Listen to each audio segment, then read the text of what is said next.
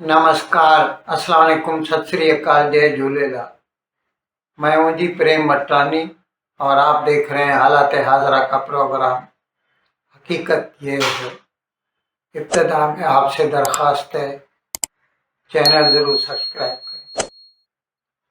दोस्तों, 2 रोज़ से भारत में जापान की वज़ीर आज़म साकाई ताकाइची सरकारी दौरे पर आई हुई हैं। योर एक्सेलेंसी, मेरी छोटी बहन प्रधानमंत्री ताकाइची जी, दोनों देशों के बिजनेस लीडर्स, नमस्कार, konnichiwa. Bharat Japan joint economic forum में आप सभी के बीच आकर मुझे बहुत खुशी हो रही है। आप में से कई कंपनियां भारत के साथ लंबे अरसे से जुड़ी हैं, कुछ तो 100 साल से पहले से हैं, और जो नए साथी इस फोरम के साथ जुड़ रहे हैं, मैं उन्हें भारत जापान सक्सेस स्टोरी का भाग बनने पर हार्दिक बधाई देता हूं। बुध के रोज आई थी और कल यानी जुमेरात के दिन दोनों वज़राए आज़मों में यानी मोदी और ताकाइची में आपस में म्यूचुअल इंटरेस्ट के जो मसाइल हैं उन पर बातचीत हुई और तकरीबन 16 नए मुआहदे एग्रीमेंट्स जो हैं उन पर दस्तखत हुए वज़ीर आज़म मोदी और ताकाइची के हाजिरी में। और दोनों ने अहद किया कि डिफेंस में और रेयर अर्थ में और एनर्जी सिक्योरिटी में दोनों एक दूसरे की मदद करेंगे। अब यहाँ पर मैं थोड़ा मज़ीद आपको बताता चलूँ। मैंने कई प्रोग्रामों में बताया है कि इस वक्त जो रेयर अर्थ मेटल्स हैं 60% चीन में निकलते हैं, बाकी 40% बाकी दुनिया में। और जहाँ तक उसके प्रोसेसिंग का ताल्लुक है तो 90% चीन करता है। इससे आप अंदाज़ा लगा सकते हैं कि चीन की मोनोपोली है पूरी दुनिया में रेयर अर्थ में। अब इससे हम लोग बाहर निकलना चाहते हैं।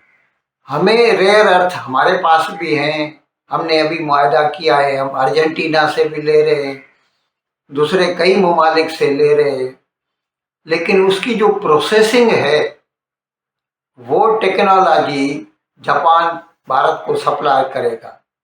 और इस तरह दोनों मुल्कों के जो रेयर अर्थ की जो सप्लाई चेन है उसको मेंटेन किया जाएगा। इसके अलावा एनर्जी सिक्योरिटी और दिफा के मामले में भी बातचीत हुई। अब जहाँ तक डिफेंस का ताल्लुक है, अब क्या है, बात सीधी है, दोनों मुल्कों को चीन से खतरा है, तो दोनों मुल्कों के जो मुफादात हैं आपस में मिल जाते हैं तो एक दूसरे की मदद करना फ़र्ज बनता है। अब ज़ाहिर है जापान तो हमसे टेक्नोलॉजी में बहुत आगे है, तो अभी हमने एक मुआहदा किया है जिससे हम एक एंटीना बना रहे हैं जिसका नाम है unicorn, United complex radio antenna. ये जो है ये स्टेल्थ वारशिप्स जो है ना उसके बनाने में भी काम आएगी। वैसे मैं आपकी इत्तला के लिए अर्ज कर दूं कि जापान ने भारत में इस वक्त हमारे पास सबसे बड़ा मतलब 5th बिगेस्ट जो फॉरेन डायरेक्ट इन्वेस्टमेंट करने वाला मुल्क है भारत में, वो जापान है। और तकरीबन 20 सालों में $48 बिलियन की उसने इन्वेस्टमेंट की है भारत में। और ये तो इन्वेस्टमेंट है। और जहाँ तक भारत के तरक्याती मंसूबों में जो उसने उधारी दी है, हमको जो क्रेडिट लाइन उसने दी है, सब आप देख सोचेंगे तो दिमाग घूम जाएगा, यूँ समझ लीजिए। क्योंकि भारत कोई भी डेवलपमेंट वर्क का एक फैसला करे, एक प्रोजेक्ट बनाए, जापान की जो JIC है, मेरे ख्याल में जापान इन्वेस्टमेंट कारपोरेशन कुछ ऐसा ही नाम है, JIAC है कुछ, वो है तैयार रहती है, आपको पैसा जितना चाहिए ले लो। और ख़ास बात उसकी ये है कि उसका जो रेट ऑफ इंटरेस्ट है ना 1% है सिर्फ। अब आप उसको कंपेयर कीजिए, अभी भारत ने, क्योंकि हमारे पास जो फॉरेन पोर्टफोलियो इन्वेस्टर्स हैं बाहर से आए हुए, जिन्होंने पैसा लगाया है भारत के स्टॉक मार्केट में, वो धड़ाधड़ अपने शेयर बेच रहे हैं। शेयर बेच के जो रुपया मिलता है उससे डॉलर खरीदते हैं ताकि भारत से बाहर ले जाएं, जिसकी वजह से रुपए के ऊपर बहुत जोर पड़ रहा है और पिछले 2-3 महीनों से ये जारी है। 83 से लेके 96 तक पहुंच गया है भारत का जो रुपया है एज कंपेयर टू डॉलर। और ये डिप्रीसिएशन FPI के शेयर बेचने की वजह से हुई है। उसको फिलअप करने के लिए भारत की रिजर्व बैंक ने, मैंने एक प्रोग्राम किया था, एक FCNRB यानी foreign currency non repatriable bank account का एक ऑप्शन ऑफर किया है जो नॉन रेजिडेंट इंडियंस हैं, जिसमें वो चाहें डॉलर में अपना पैसा रखें और ये 3 साल से लेके 5 साल तक वो रख सकते हैं। और जब वो रिडीम करेंगे तो उनको डॉलर में ही मिलेगा, यानी अगर इस बीच में रुपया कमज़ोर हुआ भी तो वो जो है रिस्क वो रिजर्व बैंक ऑफ इंडिया उठाएगी। उसका रेट ऑफ इंटरेस्ट 7% है। अब उसको कंपेयर कीजिए कि ये जापान की जो ऑर्गेनाइजेशन है, भारत कोई भी प्रोजेक्ट बनाए उसको पैसा मिल जाएगा 1% इंटरेस्ट पर। ये जो बम्बई में आप देख रहे हैं कोस्टल रोड बन रहा है, टनल्स बन रही हैं, नए नए एक्सप्रेसवे बन रहे हैं, फ्लाईओवर्स, बुलेट ट्रेन जो आ रही है अहमदाबाद से लेके बम्बई तक, ये सभी जो है ना इसमें जापान का पैसा लगा हुआ है।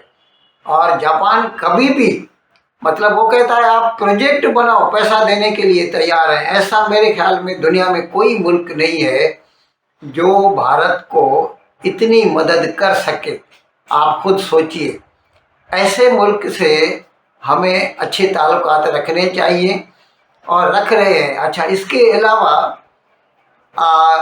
जापान की PM जो साकाई ताकाइची हैं, उन्होंने वो जो जॉइंट प्रेस कॉन्फ्रेंस थी उसमें उन्होंने कहा कि जो एक्स प्राइम मिनिस्टर था जापान का शिंजो एबी, मैं उसे बड़ा भाई मानती थी, वो मेरा मेंटोर था, यानी यूँ समझ लीजिए कि मैं उसकी शिष्य थी, क्योंकि मैं उसे बड़ा भाई मानती थी और वो मोदी का अच्छा दोस्त था। तो इसी लिहाज से मैं मोदी को भी बड़ा भाई मानती हूँ, जिसके जवाब में मोदी ने भी कहा कि हाँ मैं आपको अपनी छोटी बहन मानता हूँ। और ये मैं आपको बताता चलूँ कि ये क्वाड का जो ऑर्गेनाइजेशन बना, ये इसी की दिमागी सोच थी शिंजो एबी की। शिंजो एबी भारत के साथ बहुत अच्छे ताल्लुकात थे, मोदी के साथ पर्सनल रेपो थी उसकी। बाद में उसका कत्ल हुआ था तो उसके मरने पर मोदी गया था उसके फ्यूनरल में, आखिरी रसूमात में शामिल होने। वहाँ पर मोदी ने कहा था कि मैंने अपना सबसे अच्छा दोस्त खो दिया है। तो हो सकता है अभी रक्षाबंधन बहुत जल्दी आ रहा है, she may come again to tie Rakshabandhan on the arrest of Modi. खैर, मैं आपको बता रहा हूँ कि हमारे ताल्लुकात अच्छे हैं हर सेक्टर में, डिफेंस में, एनर्जी सिक्योरिटी में, रेयर अर्थ मेटल्स मिनरल्स में, और मतलब जो भी भारत को मदद चाहिए जापान उसके लिए हमेशा तैयार रहता है। इन अल्फाज के साथ आज का प्रोग्राम ख़त्म करने की आपसे इजाज़त चाहता हूँ, लेकिन विदाई लेने से पहले एक मरतबा फिर आपसे मेरी दरख्वास्त है कि जिस किसी साहब या साहबा ने अब तक हमारे इस चैनल को सब्सक्राइब नहीं किया, हज़राए करम इसको जल्द से जल्द सब्सक्राइब करें, प्रोग्राम को लाइक करें, शेयर करें और घंटी का बटन दबाना न भूलें। बहुत बहुत शुक्रिया। खुदा हाफ़िज़।